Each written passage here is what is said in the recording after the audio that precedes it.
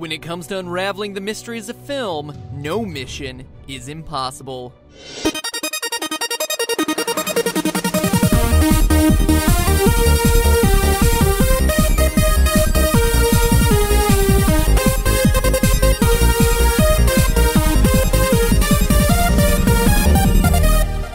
Hello, Internet! Welcome to Film Theory. Now, you guys all know how much I love movies from video games, right?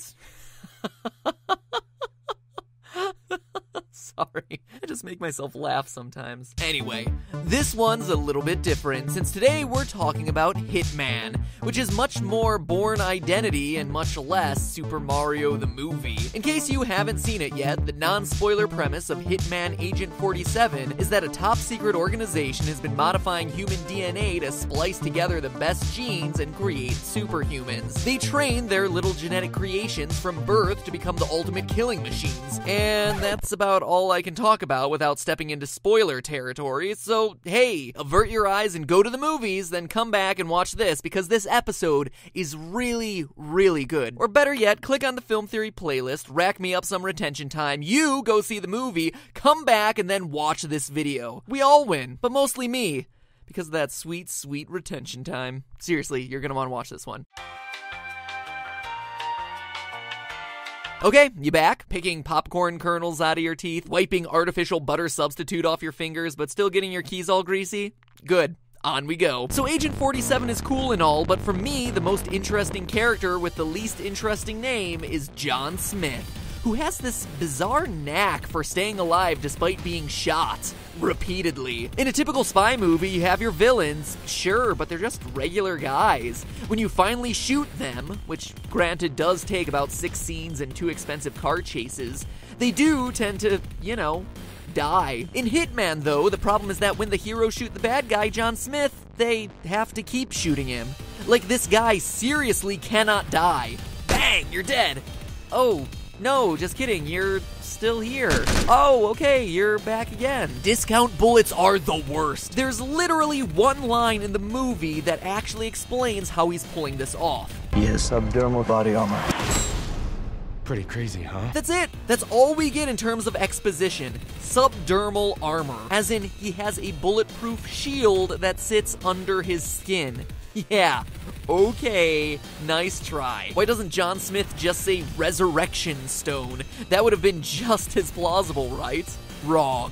Believe it or not, the technology to create bulletproof skin actually exists. Basically, what we're talking about here is a bulletproof vest, but instead of wearing it under your clothes, you wear it under your skin. Okay, what do we know that's bulletproof? Obviously, old Zachary Q isn't installing steel plates under his skin, so we need a few other ideas. Let's start with the most famous bullet stopper, Kevlar. It's weird, isn't it, that whenever someone's like, oh yes, the shield was fortified with Kevlar, everyone's always like, ah, yes, oh, of course, Kevlar, how droll. As if any of us actually know what Kevlar is. I mean, we all pretend like we're super familiar with it because it shows up in every episode of Burn Notice, but until doing the research for this episode, I, for one, had no idea that it's actually just a really strong plastic. Not like this plastic or that plastic, but like the Superman of plastic. In fact, it would be stronger than the old Man of Steel, since it's 5 times stronger than steel by weight. More importantly than just strength, though, we need to take a look at its tensile strength. Tensile strength is a measure of a material's resistance to tearing, or basically tells you how much force it takes to break through it. Units of tensile strength are megapascals,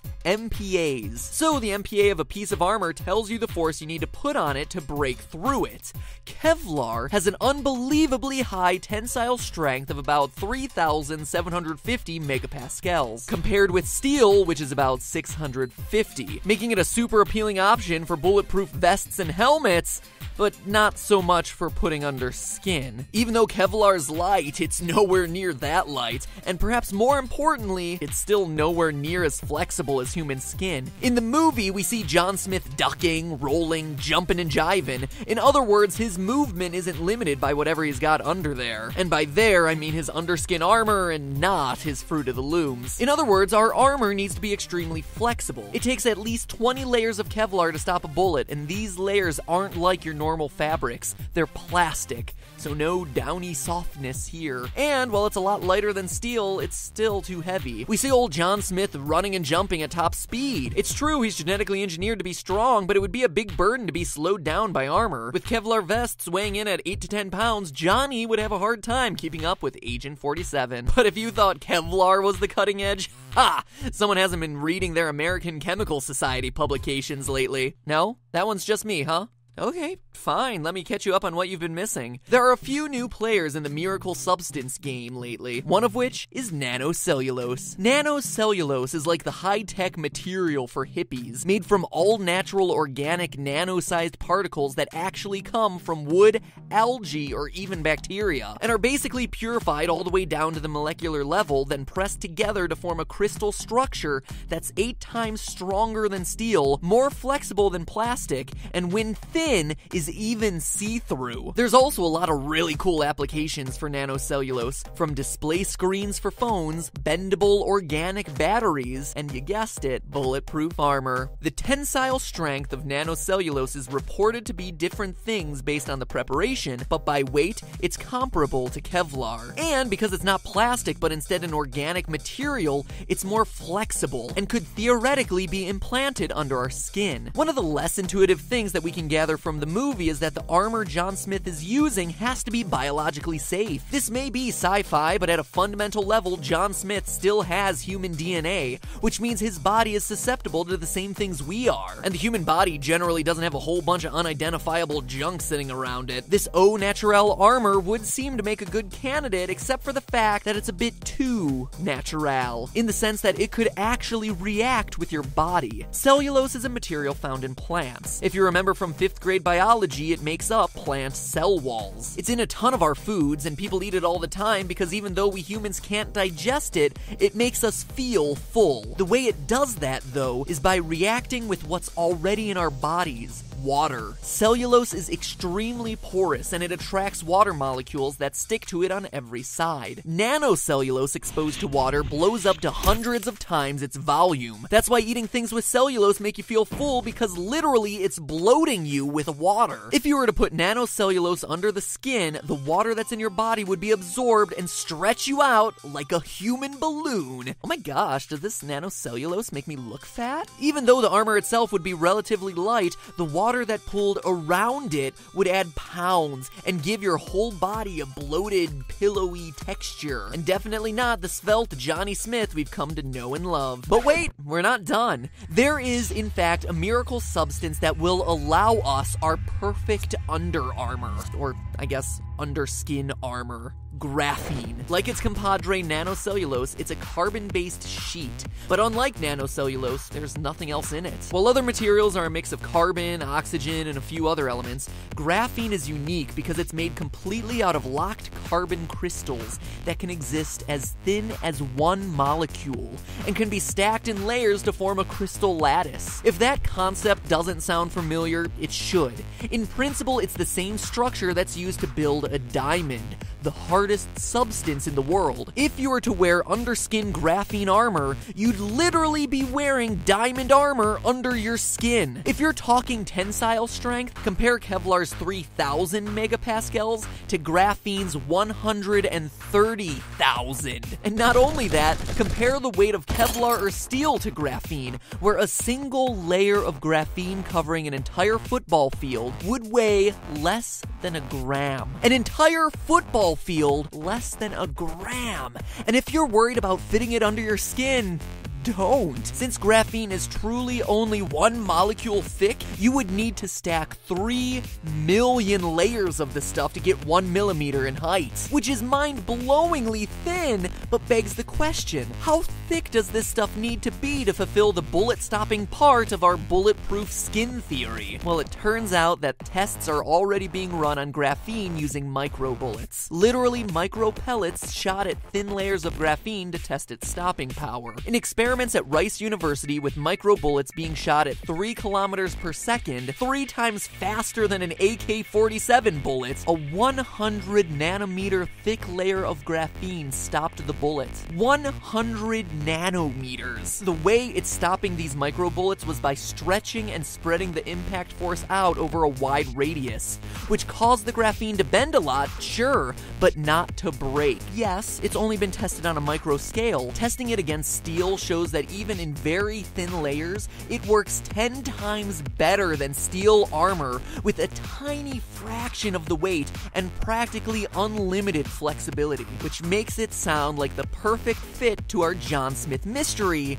But then, what about the human body? We talked about the bloaty inconvenience of nanocellulose, but is graphene any better? Actually, yes. Otherwise, this episode would have a really unsatisfying conclusion. Because graphene is made of, in theory, a perfectly uniform carbon structure, it's almost totally non-reactive. If any of you remember high school chemistry, it's never really the carbon atoms that are doing anything exciting. It's always the oxygens or the chlorines that are getting all the action. They're like the swinging singles of the atomic world. Carbon is like the married friend that doesn't come to the bar with the gang on Friday nights anymore, because once it's in a molecule, it's just happy to hang out. This means that graphene isn't going to be reacting with water, and it's not going to dissolve. It's just going to stay there until you need it to help avoid death for the 12th time this weekend. Seriously, John Smith, consider your actions. So all in all, when Johnny Smith is wearing his graphene armor, it's just sitting in an ultra-thin, ultra-flexible sheet of diamond-like hardness right under his skin, made completely of carbon, reacting with nothing except the bullets he's taking a few times an hour. So graphene has a ton of superlatives. You know what else it's the best at? Conductivity. Graphene has been classified as the most conductive material in the world, meaning that while it would protect the wearer from bullets better than any other substance, it's not the kind of thing you'd want to be wearing in a thunderstorm. But still, not a bad trade-off for being indestructible. So in the end, what started off as one of the most improbable villains in an action movie, John Smith's Subdermal titanium body armor turns out to be an awesome example of cutting-edge and completely plausible tech. Wait, did they just say subdermal titanium armor? After all this, and he's not even wearing the stuff?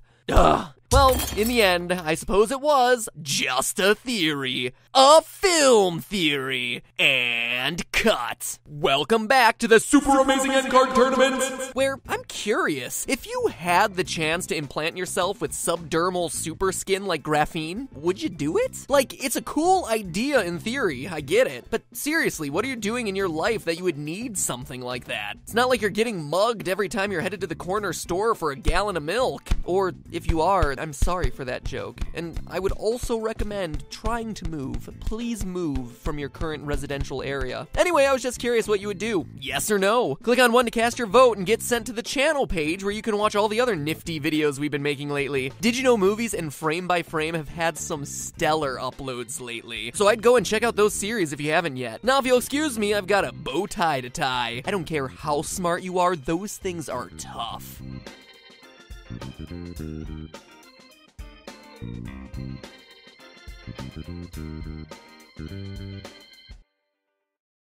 Wiping artificial butter substitute off your fingers, but still getting your keys all greasy? Good. On we go. So Agent 47 is cool and all, but for me, the most interesting character with the least interesting name is John Smith, who has this bizarre knack for staying alive despite being shot repeatedly. In a typical spy movie, you have your villains, sure, but they're just regular guys. When you finally shoot them, which granted does take about 6 scenes and 2 expensive car chases, they do tend to, you know, die.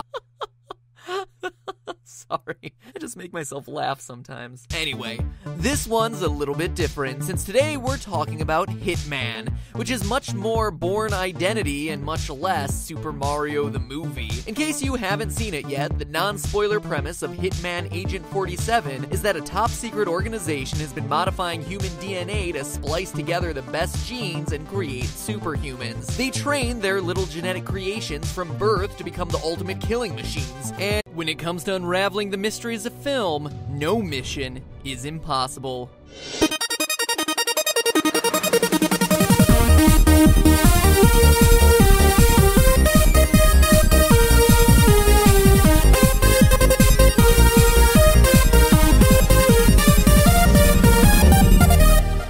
Hello, Internet! Welcome Welcome to Film Theory. Now, you guys all know how much I love movies from video games, right?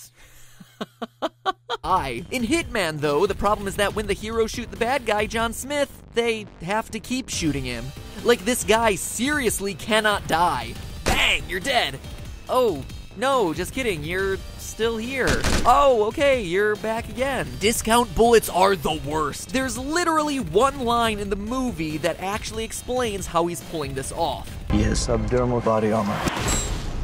Pretty crazy, huh? That's it. That's all we get in terms of exposition. Subdermal armor. And that's about all I can talk about without stepping into spoiler territory. So, hey, avert your eyes and go to the movies, then come back and watch this, because this episode is really, really good. Or better yet, click on the Film Theory playlist, rack me up some retention time, you go see the movie, come back, and then watch this video. We all win, but mostly me, because of that sweet, sweet retention time. Seriously, you're gonna want to watch this one.